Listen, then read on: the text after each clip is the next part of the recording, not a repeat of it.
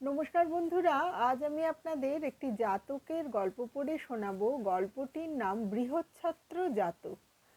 পুরাকালে বারাণসী নগরে ব্রহ্মদত্ত নামে এক রাজা ছিলেন। বোধিসত্ত্ব তার ধর্মানুশাসক অমাত্য ছিলেন এবং রাজাকে তিনি ধর্ম বিষয়ে উপদেশ দিতেন।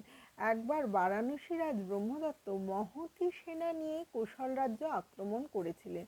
তিনি যুদ্ধে জয়ী হয়ে কোশল রাজ্যের রাজধানী শ্রাবস্তী নগরে প্রবেশ করলেন এবং কোশল রাজকে বন্দী করলেন। কোশল রাজের ছত্র নামে এক পুত্র ছিলেন।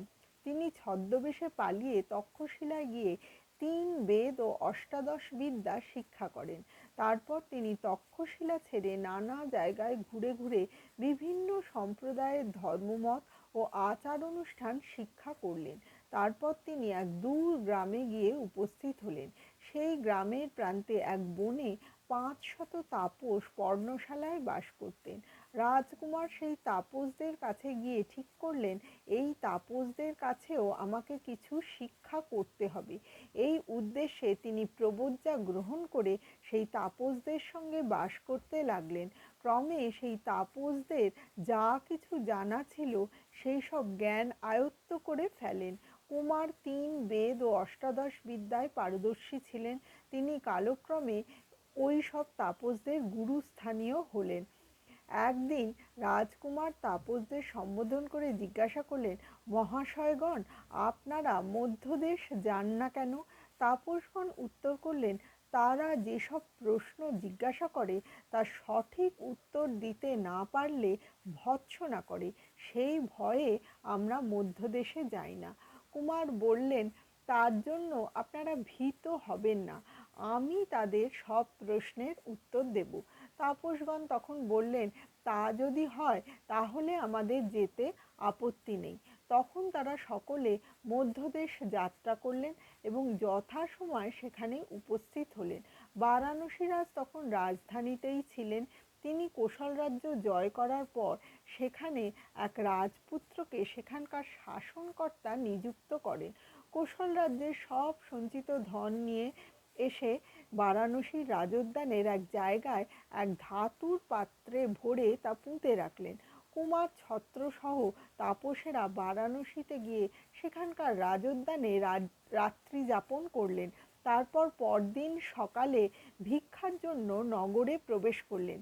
তারপর তারা রাজোদ্যানে যেতেই রাজা তাদের চালচলন দেখে প্রীত হয়ে তাদের সাদর অভ্যর্থনা জানিয়ে বেদির উপর বসালেন। তাদের আহারের ব্যবস্থা করে দিলেন। তাদের আহার না হওয়া পর্যন্ত রাজা তাদের নানা প্রশ্ন জিজ্ঞাসা করলেন। কুমার ছত্র সুকৌশলে সেই সব প্রশ্নের সঠিক উত্তর দিয়ে রাজার মন জয় করলেন। ভোজন শেষে ছত্র বিচিত্র ভাষায় রাজার প্রশংসা করলেন। রাজা তাতে আরও সন্তুষ্ট হলেন। তার অনুরোধে তাপসেরা অঙ্গীকার করলেন এরপর থেকে তারা রাজোদ্যানে বাস করবেন। ছত্র গুপ্তধন উদ্ধার করবার মন্ত্র জানতেন। উদ্যানে বাস করার সময় তিনি ভাবলেন, এই রাজা আমার পিতার রাজ্য থেকে সব ধন এনে কোথাও পুঁতে রেখেছেন। তারপর তিনি মন্ত্র পাঠ করে দেখতে পেলেন সেসব ধন এই উদ্যানেই পোঁতা আছে।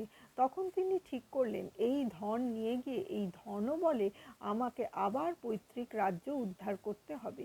তখন তিনি তাপসদের বললেন, মহাশয়গণ, আমি কুশল রাজার পুত্র। বারাণসীরাজ যখন আমাদের রাজ্য জয় করে তখন আমি অজ্ঞাতবেশে পালিয়ে এসে এতদিন নিজের প্রাণ রক্ষা করে আসছি। এখন আমি আমার পৈতৃক ধন পেয়ে গেছি। এই ধন দ্বারা আমি পৈতৃক রাজ্য অধিকার করব। আপনারা কি করবেন বলুন? তাপসগণ বললেন, কুমার, আমরাও আপনার সঙ্গে যাব। কুমার বললেন, বেশ তাই হবে। এই বলে তিনি কয়েকটি চামড়ার থলি জোগাড় করে রাত্রিকালে মাটি খুঁড়ে সব ধন বার করে সেই থলিগুলিতে তৃণ ভরলেন।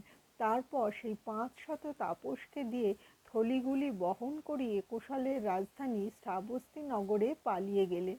সেখানে গিয়ে কুমার ছত্র ধন দ্বারা সৈন্যদের বশীভূত করে এবং নিজের পরিচয় দিয়ে বারাণসী রাজ্যের প্রতিনিধি শাসনকর্তাকে বন্দী করলেন। তারপর প্রাসাদ ও রাজধানী অধিকার করে তিনি নগরদ্বার ও দুর্গ প্রাসাদগুলি এমনভাবে সংস্কার করলেন যাতে বাইরের কোনো শত্রু কোনো মতেই নগর জয় করতে না পারে। তারপর কুমার ছত্র কোশলের রাজা হয়ে রাজ্য শাসন করতে লাগলেন। তিনি শ্রাবস্তিতেই বাস করতে লাগলেন। এদিকে রাজভৃত্যেরা বারাণসী রাজকে সংবাদ দিল তাপসেরা উদ্যান হতে সব ধন তুলে নিয়ে পালিয়ে গেছে। রাজা গিয়ে দেখলেন ধনভাণ্ডগুলি সব আছে, কিন্তু তাতে শুধু তৃণ ভরা। কুমার ছত্র ধন নিয়ে ধনভাণ্ডগুলিতে শুধু ঘাস ভরে দিয়েছিলেন। ধনের শোকে রাজা উন্মাদের মতো হয়ে গেলেন। তিনি নগরে গিয়ে শুধু তৃণ তৃণ বলে প্রলাপ বকতে বকতে পথে পথে বিচরণ করতে লাগলেন। কেউ তাকে সান্ত্বনা দিতে পারল না। তা দেখে বোধিসত্ত্ব ভাবলেন, আমি ছাড়া কেউ রাজার শোক দূর করতে পারবে না। এরপর তিনি রাজার কাছে গিয়ে আলাপ করতে লাগলেন। রাজা যখন প্রলাপ বকতে লাগলেন তখন বোধিসত্ত্ব একটি গাথার মাধ্যমে বললেন, তৃণ তৃণ বলে কেন প্রলাপ বকছ? কে তোমার তৃণ হরণ করেছে? কোন তৃণে তোমার প্রয়োজন?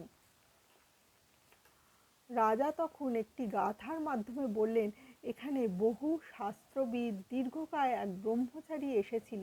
সে বহু ধনরত্ন চুরি করে ধনের পাত্রে শুধু তৃণ ভরে রেখে গেছে। বোধিসত্ত্ব আরেকটি গাথার মাধ্যমে বললেন, ওটা তোমার ধন নয়, ছত্র তার পৈতৃক সম্পত্তি গ্রহণ করেছে, এতে তোমার দুঃখ কেন?